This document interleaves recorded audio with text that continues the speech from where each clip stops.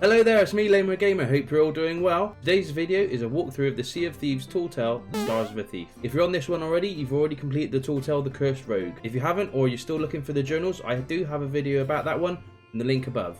This video is going to show you the main things you need to do to be able to complete the Tall Tale, as well as find all the locations for the journals. Just bear in mind that these might not be the same stories that you received in your Tall Tale. But don't worry, I've got you covered, because if you look in the description below, you will see various little cliff notes on those stories as well. So hopefully that'll help you get to the right island. To help you guys out who want to try and solve the stories yourselves, I will show you a compass with all the various star signs on it. So you'll know that the boar is in X direction, the mermaid's in another direction. That'll help you as well without giving too much away. And don't forget, I'm a member of the Sea of Thieves creator crew, so sail on over there and see the sort of content I've created over there. Alternatively, I regularly stream on Twitch, so you can find me over there, and if you have any questions, feel free to pop in chat and ask me. In the meantime, let's set sail.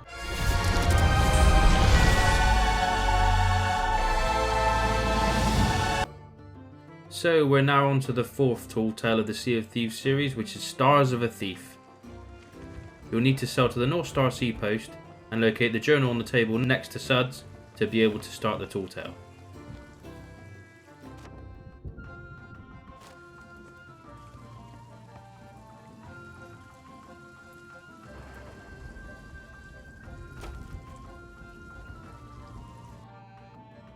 Once the Tall Tale has begun, you will be given a journal, in which will have various constellation descriptions as well as a bearing for the first island you need to head to.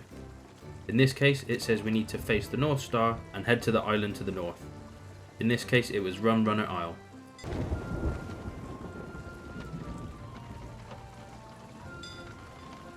Once at Rum Runner Isle, you'll need to use the description of the location of where the chest was buried to find it. It says underneath a solitary hanging lantern. Once you've found that on the island, you dig. Once you've finished digging the chest up, open it and remove Suds' ancient spyglass. The spyglass will be added to your quest inventory, as well as some additional pages for your journal. The three stories we received were Sea Queen's Promise, Lost an Eye, and An Elusive Story. The first two stories will take you to Star Jewels, the third one will tell you where to take them. We began with Sea Queen's Promise, in which we had to identify an island using star signs and their relevant compass directions from Castaway Isle. The first island was in the direction of the Mermaid star sign from Castaway Isle.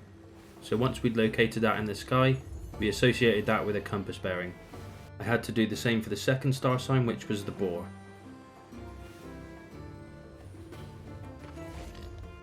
I then had to plot this out on a map, which I identified the two islands that we were looking for, which ended up at the Isle of Last Words, which is where I hoped to find the stone. To find the star jewel on this particular island using this story, you need to dive off the west side of the island and search below the water.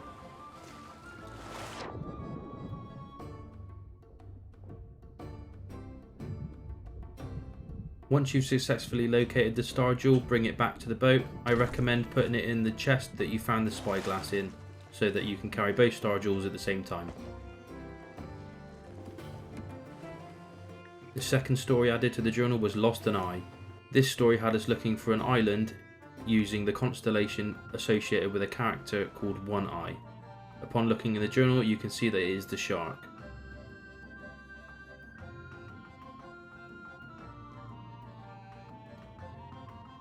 Once I'd located the shark in the sky as being in the south, we knew that we had to head directly south from the sea post. This resulted in us heading to Bait Cove. Once it's Bait Cove, head to the centre of the island and find the shark-shaped rock. The second half of the story talks about hiding the jewel in the depths below with its back to the rival. After reading through the book, you can see that the rival for the shark is the scarab. Once I'd located the scarab constellation in the sky, I knew I had to dive off the opposite side of the small island with the monument on it.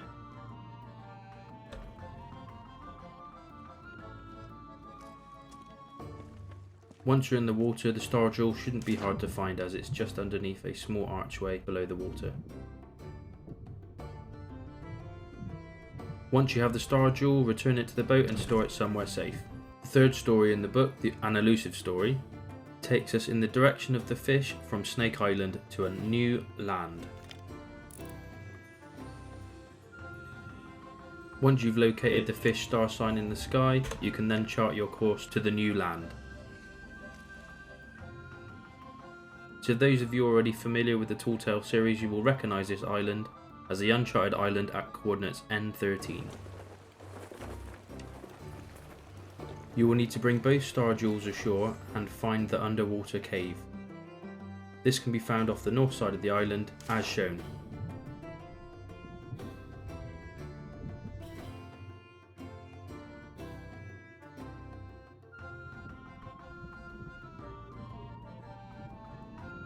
Once inside of the cave, you will need to put both star jewels in the statue.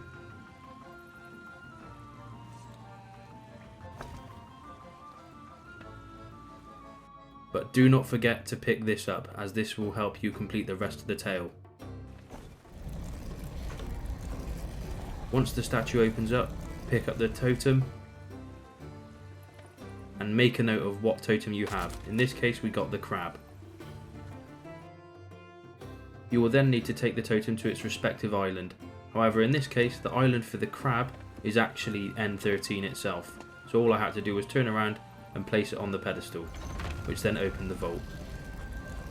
Once you're inside the vault, you will see 4 very similar pillars to the ones you had in the Shroudbreaker Tall Tale. You'll need to match the icons on each pillar to a different line in the stories given to you in the new pages you've just collected from the statue earlier. Once again, the room will fill up with water, so I would suggest writing these down on Microsoft Word or something like that and trying to crack the code before you start the trial. Light all 4 beacons and start the trial. When you're happy with your solutions, press the button in the middle of the room to submit them. You'll need to do this at least twice. Once you've entered the final solution, the Shroudbreaker stone will reveal itself to you.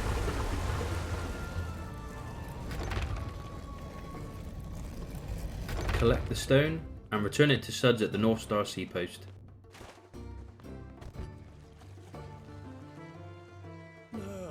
Like I said, for those of you that want to try solving the riddles on your own, here is a compass with all the various star signs on them. Hopefully this should help. But once the Shroudbreaker stone's been given to Suds, you have completed the Tall Tale. Okay, so you've now completed the Tall Tale, and don't forget, if you don't have those stories, in the description below you will also be able to see some various cliff notes on the stories that you might have gone, because not everybody gets the same story. The journals, there's 5 to get. Now remember, before you go sailing off after these journals, you need to start the Tall Tale for them to be able to count towards the commendation. Otherwise you'll be sailing around islands looking for journals and they won't count. Anyway, let's set sail again. So the 5 journals you need to collect can be found at the following locations: Rum Runner Isle, Chicken Isle, Thunder Valley, Snake Island, and Devil's Ridge. The first journal at Rum Runner Isle can be found next to the spyglass on top of a pile of crates. Now there was a storm going on, so my compass wasn't working, but it's only a small island, so you should be able to find it quite easily.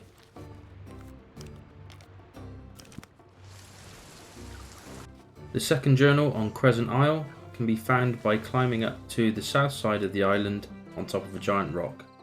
Once again, you need to keep looking for the giant spyglasses.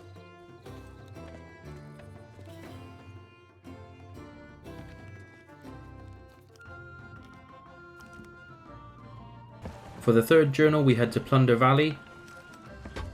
For this one, we need to head right to the top of the island next to the beacon that you would light for the Flames of Fate challenge.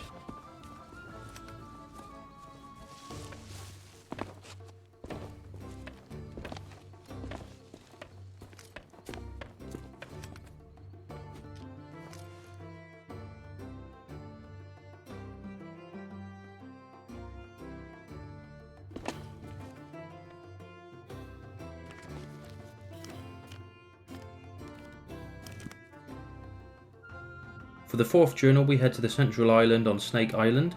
You'll find the astrologer kit on the north cliff, and the journal can be found on a ledge just to the northeast of it. For the final book, you have to travel to Devil's Ridge where you'll have to do a little bit of rock hopping to get to the highest point of the island.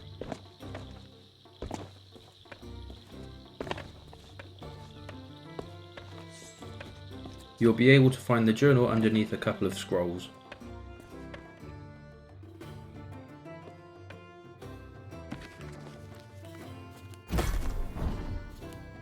Upon reading the final journal, you will receive the commendation for reading all of the journals in this tall tale.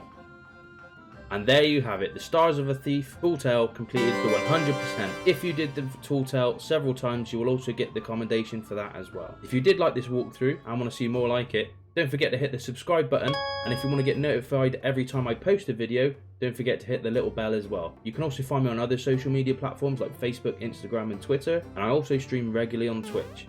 But in the meantime, you take care, and I'll see you online. Cheers.